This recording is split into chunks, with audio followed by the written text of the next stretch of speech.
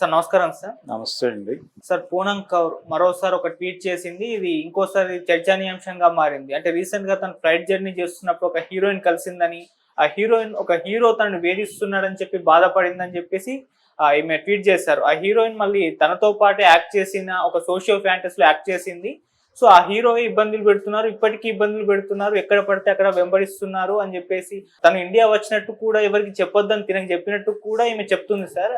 So మరి ఈ tweet మరోసారి చర్చనీయాంశం మారింది. ఎవరా హీరో ఎవరా హీరోయిన్ అని చర్చించుకుంటున్నారు. మీరు ఏం చెప్తారు సార్ ఈమె ట్వీట్ల పర్వం గురించి? అంటే ఒక క్లారిటీ ఇచ్చి ఉండొచ్చు. ఓకే, అంటే ఇప్పుడు ఒక వాతావరణం ఉంది మార్కెట్లో. ఇది హీరో సెంట్రిక్ ఇండస్ట్రీ అనేది ప్రపంచంలో అందరికీ తెలిసిన విషయమే. సినిమా పరిశ్రమ హీరో కేంద్రంగా నడుస్తుంది. దానికి కారణం ఏమిటి అంటే మనది పురుషాధిక్య ప్రపంచం కాబట్టి. సో హీరోయిన్ సెంట్రిక్గా సినిమాలు ఉండవు. అందుకని హీరోయిన్ గ్లామర్ మీద సినిమా ఆడినా కానీ హీరో గారికే క్రెడిట్ ఇస్తారు. ఇది వాస్తవం. ఈ వాస్తవం ఆధారంగా ఉన్నటువంటి పరిశ్రమలో హీరో మీద దాడి చేస్తూ ఒక హీరోయిన్ చాలా ఓపెన్గా ఆయన ఏమిటి అనేది ప్రపంచానికి తెలియజేసే పద్ధతిలో ఒక ఉత్తరం రాసి దాన్ని పబ్లిక్ డొమైన్లో ఉంచి ఒక డిస్కసివ్ పాయింట్గా మార్చినటువంటి ఒక సందర్భం ఇది.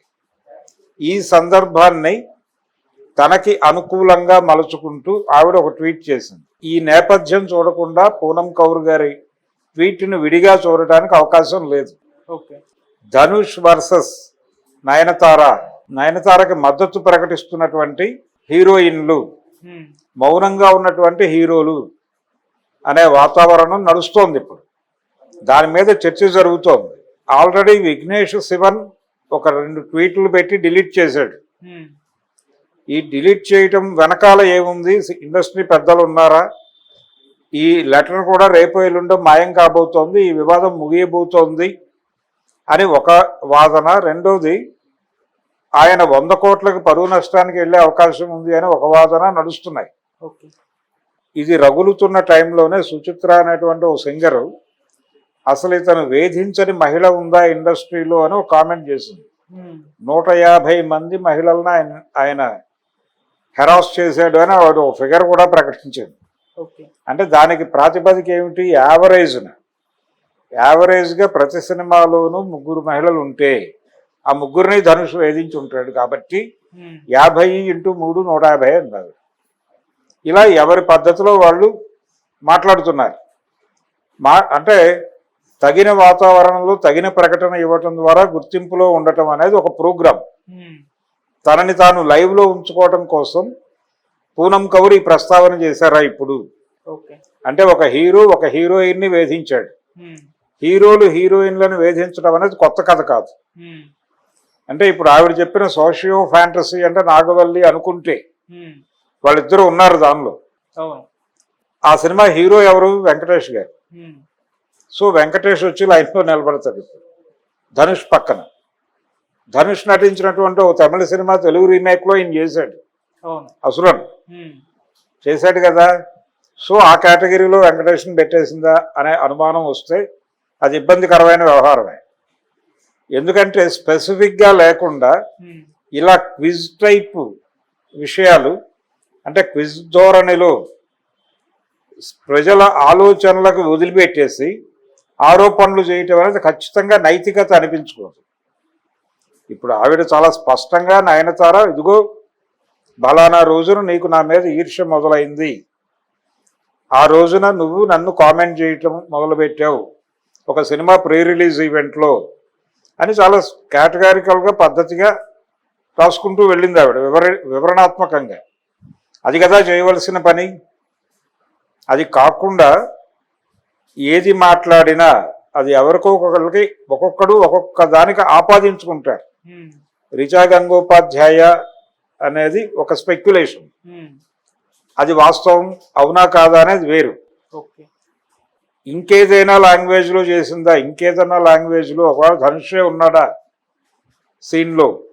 సోషియో ఫ్యాంటసీ అని ఏ ధోరణిలో అంది ఆవిడ అనేది క్లారిఫికేషన్ ఇవ్వడానికి మళ్ళీ ఆవిడ ఉండదు అక్కడ. సో ఇది స్వీపింగ్ కామెంట్.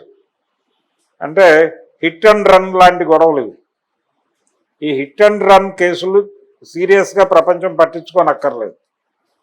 ఎందుకంటే సీరియస్ అంటే రెండోది అక్కడ తప్పించుకోవటానికి ఒక సాకు చెప్పింది ఆవిడ. నేను ఎందుకు ఈ పేర్లు ప్రస్తావించటం లేదు అంటే సదరు నటి ప్రస్తుతం ఈ దేశంలో లేదు. ఆవిడ ఏదో పని మీద ఇక్కడికి వచ్చారు. ఇక్కడ కొన్ని సినిమాల్లో నటించి విదేశాలకు వెళ్ళిపోయిన నటీమణులు ఎవరో కూడా సెర్చ్ చేయాలి గూగుల్లోకి వెళ్ళి. ఇలా ఆవిడ 100 రకాల క్విజ్ క్వశ్చన్స్ పెట్టింది అక్కడ. ఆవిడ అనుకోకుండా ఇండియా వచ్చిన సందర్భంలో, అనుకోకుండా తనని కలిసినప్పుడు, అనుకోకుండా వచ్చిన ప్రస్తావనలో ఒక హీరో, మనిద్దరం కలిసి నటించినటువంటి సినిమాలో నటించిన ఒక హీరో నన్ను స్టిల్ వేధిస్తున్నాడు అని ఆవిడ చెప్పినట్టుగా ఈవిడ ప్రపంచానికి చెప్పింది. దీనివల్ల ఏమిటి ప్రయోజనం? హీరోలు హీరోయిన్లను వేధించెదరు అనేది కొత్త విషయమేమీ కాదు. ఆల్రెడీ గతంలో జమున అనేటువంటి ఒక హీరోయిన్ గారు ఆనాటి హీరో, అగ్ర హీరో అయినటువంటి అక్కినేని నాగేశ్వరరావు గారి మీద ఇలాంటి ఆరోపణ చాలా బహిరంగంగానే చేసే ఉన్నారు. అంటే ఆయన తనని బాయ్కాట్ చేశాడు. తాను బాయ్కాట్ చేయటం మాత్రమే కాదు, అంటే ఇది చిన్న రిఫ్ట్ వచ్చి ఆవిడ్ని నా సినిమాల్లో బుక్ చేయకండి అని తన నిర్మాతలకు చెప్పుకున్నాడు.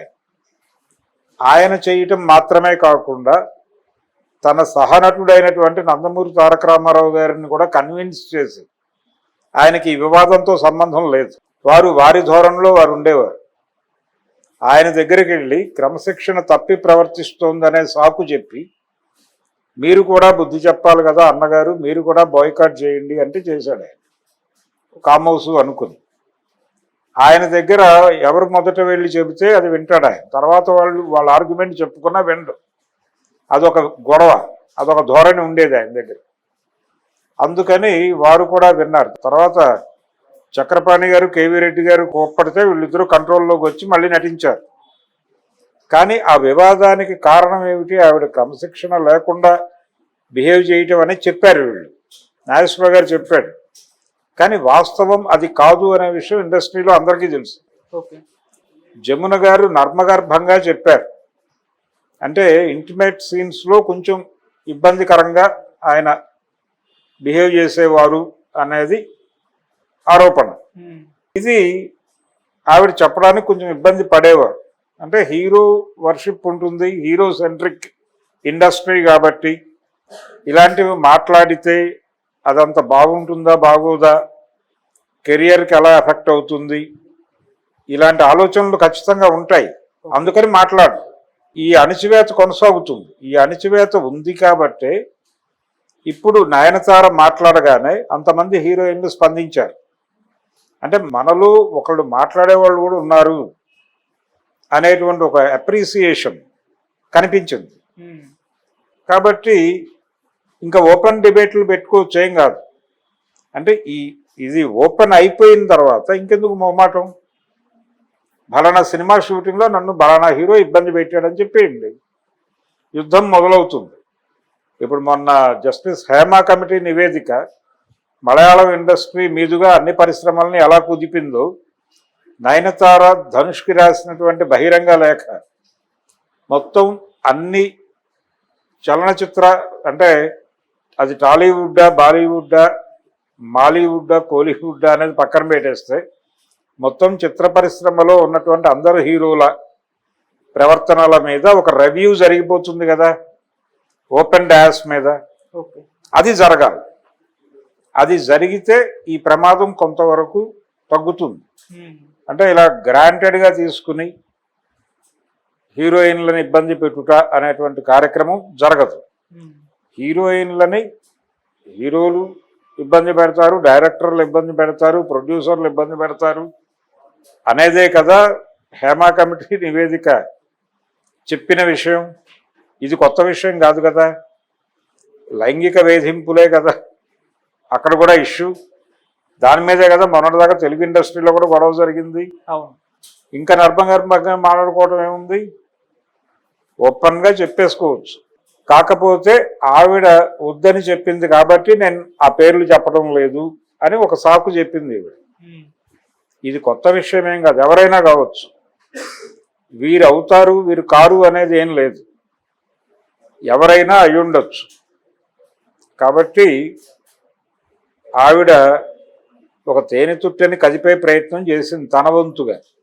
రెండోది, ఈ చర్చ జరుగుతుండగా ఒక వాతావరణం ఏర్పడి ఉన్నప్పుడు ఆ వాతావరణంలో తన ఉనికి చాటుకునే ప్రోగ్రామ్గా కూడా దీన్ని చూడొచ్చు. ఓకే. ఇది నిన్నో మొన్న జరిగిన ఇన్సిడెంట్ కదా ఆవిడ ప్రస్తావించింది. ఈ బ్యాక్ డ్రాప్ లో ఆవిడికి గుర్తొచ్చినటువంటి ఒక ఇన్సిడెంట్ ని కోట్ చేసి మాట్లాడింది. కాబట్టి అది నిన్న మొన్న జరిగిన సంఘటన అని కూడా అనుకోవడానికి లేదు. అందుకని పూనం కౌర్ గారు కూడా ఈ యుద్ధంలో పార్టిసిపేట్ చేసి ఆవిడ కూడా కొంతకాలం ఇండస్ట్రీతో ట్రావెల్ అయి ఉన్నారు కాబట్టి ఈ రోజుకి ఆ ఛాయల్లో ఉన్నారు కాబట్టి ఆవిడ ఈ జరుగుతున్నటువంటి యుద్ధంలో తన వంతు కృషి చేసి ఓపెన్ డాస్ మీద తనని వేధించిన వారి పేర్లు అన్ని ఓపెన్ గా చెప్పేసి, నయనతార గారు ఎలాగైతే బహిరంగ లేఖ రాశారో అలాగే మీరు కూడా ఇండస్ట్రీకి ఒక బహిరంగ లేఖ రాయండి. రాస్తే చాలా విషయాలు క్లారిటీ వస్తుంది. అంతే తప్ప చీకటి దెబ్బలు కొట్టడం అనేది తగ్గించుకుంటే మంచిది. అంటే ఒక ఓపెన్ యుద్ధం ప్రకటించేసి ఒక యుద్ధ వాతావరణం ఏర్పడిపోయిన తర్వాత ఈ ముసుగు యుద్ధాలు ఎందుకు అక్కర్లేదు. ఇప్పుడు స్ట్రైట్ యుద్ధమే.